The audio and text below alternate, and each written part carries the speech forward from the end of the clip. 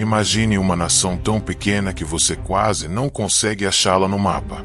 Um povo que não tem petróleo, não tem mar profundo, não tem vastas terras. E mesmo assim, está no centro do mundo.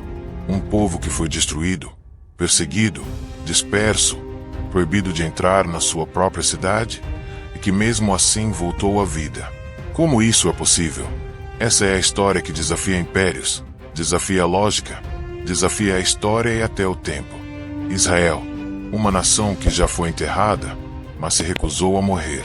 Enquanto reinos gigantes desmoronavam, enquanto impérios poderosos viravam ruínas esquecidas, Israel resistia.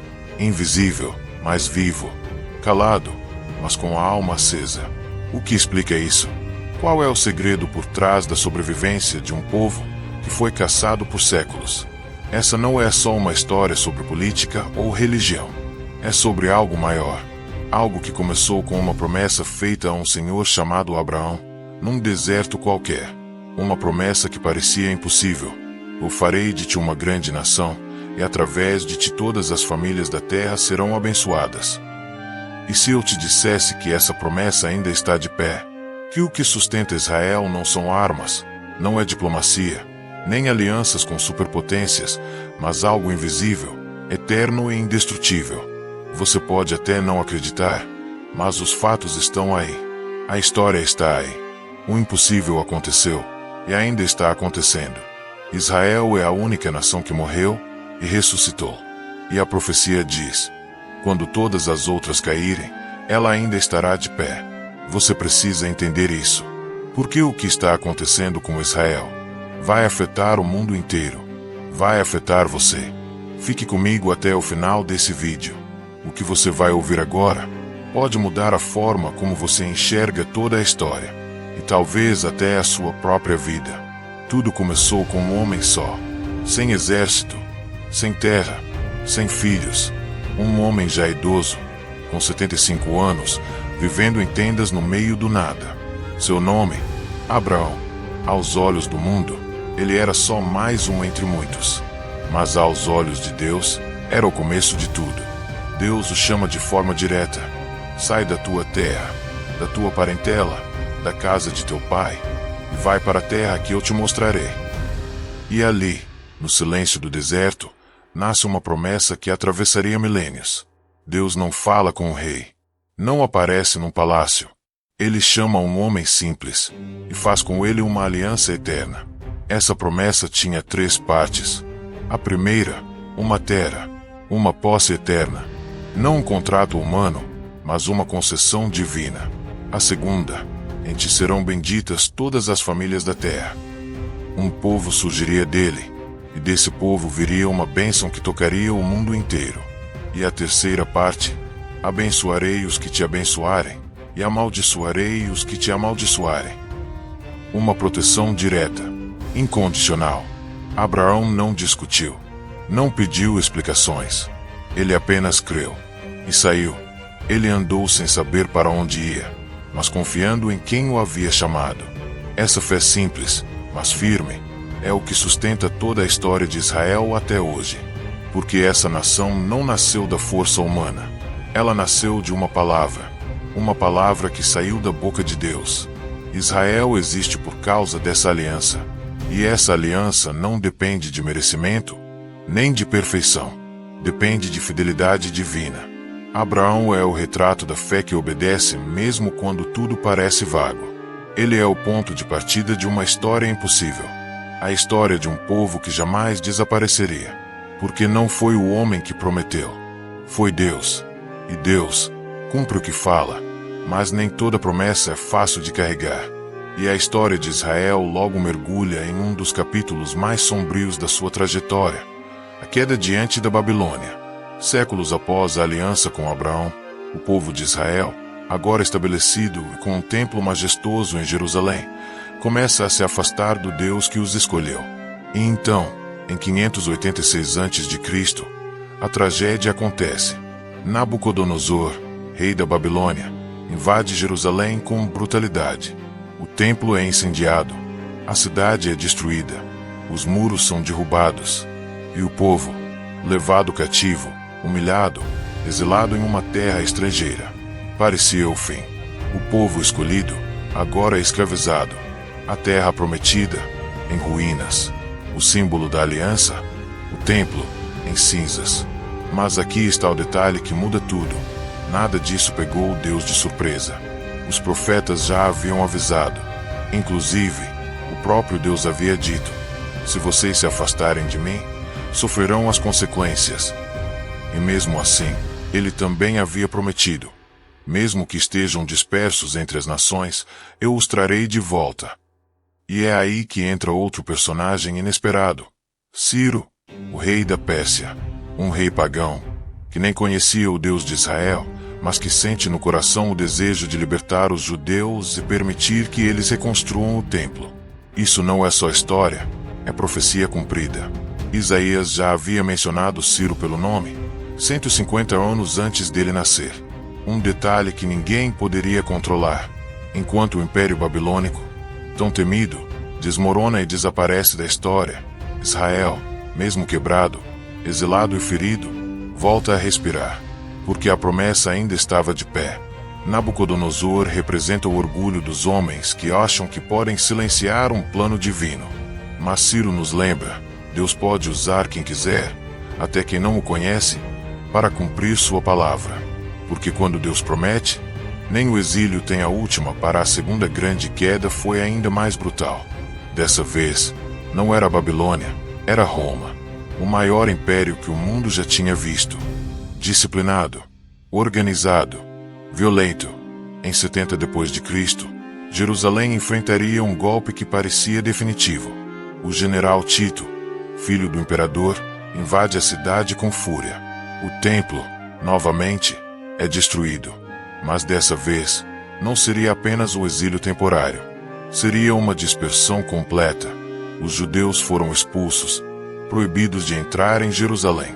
O próprio nome da cidade foi apagado. O território de Judá foi renomeado para Palestina, numa tentativa cruel de eliminar toda e qualquer lembrança da identidade de Israel.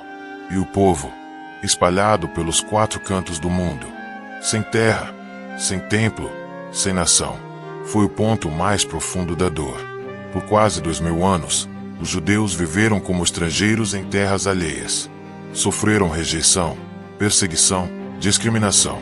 Não havia mais exército, nem governo, nem bandeira. E ainda assim, não desapareceram. Os evangelhos já haviam previsto isso. Em Lucas 19, Jesus chora sobre Jerusalém e diz: dias virão em que teus inimigos te cercarão e não deixarão em ti pedra sobre pedra. E assim foi. Cada palavra se cumpriu com exatidão. E o profeta Zacarias também viu esse momento. Todas as nações se reunirão contra Jerusalém. Não era apenas história acontecendo, era profecia se desenrolando diante dos olhos do mundo. Roma tentou apagar Israel. E durante séculos, pareceu ter conseguido. Mas Roma caiu. Seus templos estão em ruínas. Seus imperadores viraram estátuas quebradas. Já Israel ainda respira. Tito e Adriano foram rostos da arrogância humana contra o plano de Deus. Mas há algo que o homem nunca entendeu. Você pode queimar templos, mudar nomes, espalhar um povo, mas não pode apagar uma promessa feita por Deus. E a promessa ainda estava viva. Durante séculos, Israel parecia apenas um eco distante. Um povo espalhado, fragmentado, sobrevivendo nas sombras da história. Sinagogas escondidas, tradições sussurradas, uma fé que resistia entre as rachaduras do mundo. Mas, aos olhos de Deus, Israel não estava morto, apenas adormecido. E é nesse ponto que entra uma das visões mais impressionantes da Bíblia. O Vale de Ossos Secos, em Ezequiel 37. O profeta é levado, em espírito, a um vale cheio de ossos, secos, espalhados, sem vida. E Deus pergunta: Filho do homem, poderão viver estes ossos? Aos olhos humanos, a resposta é óbvia: não. Ossos secos não voltam à vida. Mas Ezequiel responde com humildade: Senhor, tu o sabes. E Deus manda profetizar. E Ezequiel obedece. Então, algo começa a acontecer. Os ossos se juntam, Nervos e carne aparecem, pele os cobre. Um exército começa a se formar, mas ainda sem vida, até que Deus sopra o Espírito, e os mortos se levantam. Essa visão era uma metáfora do povo de Israel. Por quase 2000 anos, a nação foi vista como algo do passado. Um povo sem terra, sem templo, sem futuro. Mas o sopro começou. No fim do século XIX, judeus começaram a voltar para a terra prometida. Chamaram isso de sionismo. Homens e mulheres deixaram Europa, Rússia, África e voltaram para uma terra seca, hostil, desabitada, movidos por um desejo antigo, voltar a Sião. Começaram a comprar pedaços de terra, plantar vinhas, reconstruir cidades. Aos poucos, o pó virou esperança. O vale começou a estremecer. O vale de ossos secos não é uma lenda, é a nossa história recente. Israel, depois de séculos enterrado, começou a se erguer. Não por poder humano, mas porque uma profecia estava se cumprindo. Porque Deus nunca esqueceu do que prometeu.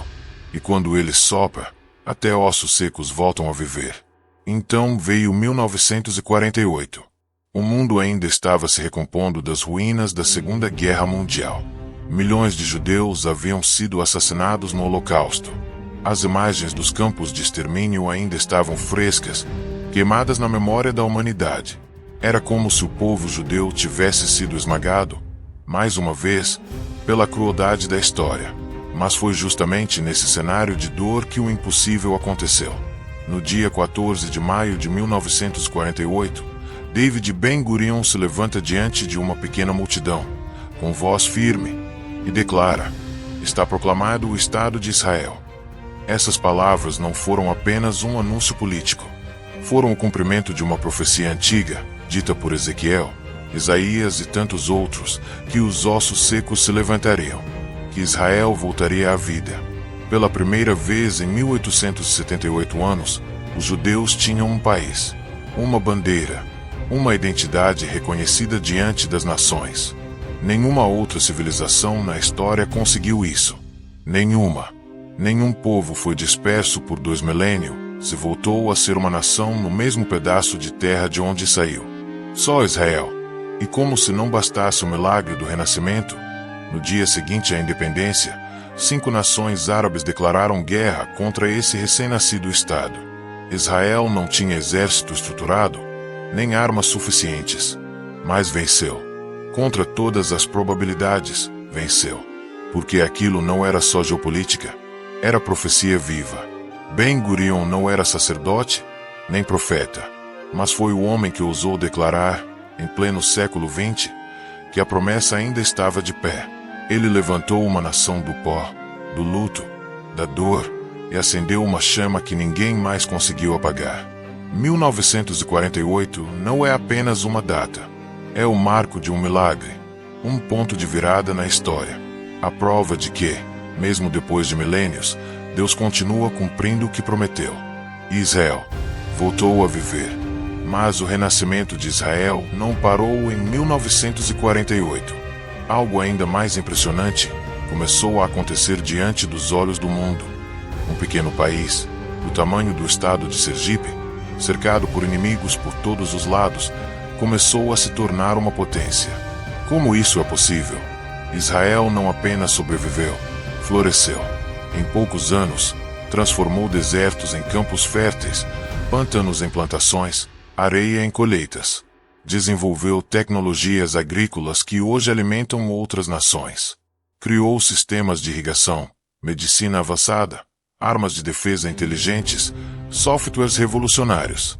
Uma nação com menos de 10 milhões de habitantes se tornou referência mundial em ciência, inovação, segurança, medicina, agricultura e educação. Tudo isso enquanto vive em constante estado de alerta, cercada por ameaças. O que explica isso? Como um povo que passou séculos errante, rejeitado, perseguido, sem terra e sem lar, agora lidera o mundo em tantas áreas? A resposta está na promessa. Deus disse a Abraão: em ti serão benditas todas as famílias da terra. Israel não existe apenas para si. Existe para abençoar. Existe para ser sinal. Existe para mostrar que a fidelidade de Deus não é um discurso religioso, é um fato histórico. Mesmo sem templo, mesmo sem reconhecer ainda o Messias, mesmo com suas falhas e erros humanos, Israel carrega algo sobrenatural, a marca da promessa. E talvez seja isso que mais incomoda o mundo. Porque enquanto impérios vêm e vão, enquanto potências se revezam no trono da história, Israel continua lá, pequeno, frágil, mas inexplicavelmente forte. Uma nação que não deveria existir, mas que está viva. E mais do que viva, relevante. Israel é a prova viva de que Deus não apenas cumpre o que promete, mas sustenta o que Ele mesmo iniciou. Não importa quantos se levantem contra. Quem sustenta Israel não dorme. Ele vela pela sua palavra. E ela nunca falha. Hoje, Jerusalém não é apenas uma cidade no mapa. Ela é o epicentro das maiores tensões do mundo. O profeta Zacarias já avisava há séculos: Jerusalém será uma pedra pesada para todas as nações. E essa pedra pesa mesmo. Todas as grandes potências, todas as coalizões, todos os interesses globais se cruzam ali, num conflito que parece não ter fim. As profecias falam claro: haverá um tempo em que todas as nações se levantarão contra Israel. Um cenário que parece distante, mas que já começa a se desenhar diante dos nossos olhos. A coalizão descrita em Ezequiel 38 não é uma fantasia antiga, é um alerta real. Países, alianças, movimentos políticos, tudo se move em direção a um confronto que será o ápice de uma guerra espiritual e geopolítica. Mas o mais impressionante é que, mesmo diante de tanta oposição, Israel permanece firme. Não por méritos humanos, não por poder militar ou alianças diplomáticas, mas porque carrega uma aliança eterna. Uma proteção sobrenatural que desafia a lógica das armas e dos exércitos. O mundo assiste, preocupado, o crescimento dessa tensão. O futuro parece incerto, carregado de medo e expectativa. Mas para quem conhece a história, e principalmente para quem entende a palavra profética, há uma certeza: Israel não será destruído. Ele será o centro da batalha final, sim, mas também será o último de pé.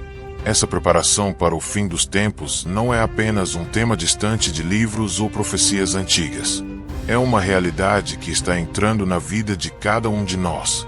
É um chamado para olhar com atenção para o que está acontecendo e entender que, por trás dos fatos, existe um plano divino maior.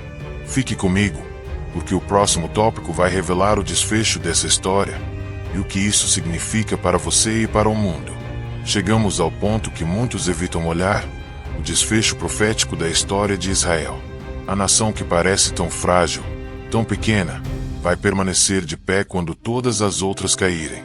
A Bíblia fala de Israel como a carne apodrecendo em pé. Uma imagem poderosa que pode até parecer assustadora, mas que revela algo profundo. Mesmo diante das armas mais destrutivas, Israel sobrevive. Não é apenas uma questão de geopolítica. É um plano divino que desafia a lógica humana. Apocalipse 21 nos mostra que Israel estará no centro do reino milenar, um lugar onde Deus reinará em justiça e paz. Isso é mais do que história. É a promessa de um futuro que está sendo escrito diante dos nossos olhos. Mas essa promessa traz um chamado urgente para todos nós. O modo como tratamos Israel tem consequências. Quem abençoa Israel será abençoado, e quem a amaldiçoa será amaldiçoado. Não é uma ameaça, é um convite para fazermos parte dessa história, para nos posicionarmos diante da maior batalha espiritual que está acontecendo agora. Sinceramente, essa história não é só sobre Israel. É sobre você, sobre mim, sobre todos nós que buscamos esperança em meio ao caos do mundo. Porque se Israel, um povo que passou por tanto, conseguiu se levantar, então há esperança para cada um que se sente perdido, esmagado, cansado. Se você sente que essa mensagem tocou seu coração, que abriu seus olhos para algo maior, então eu te convido a dar o próximo passo. Se inscreva no canal. Curta o vídeo para que mais pessoas possam ouvir essa verdade. Compartilhe com quem você ama, porque essa história precisa ser conhecida. Juntos, podemos entender o tempo em que vivemos e fortalecer nossa fé no que está por vir. Não deixe para depois. O momento é agora. Israel está de pé. E nós também podemos estar firmes na promessa que nunca falha. Seja parte dessa jornada. Inscreva-se, curta e venha comigo até o fim dessa história.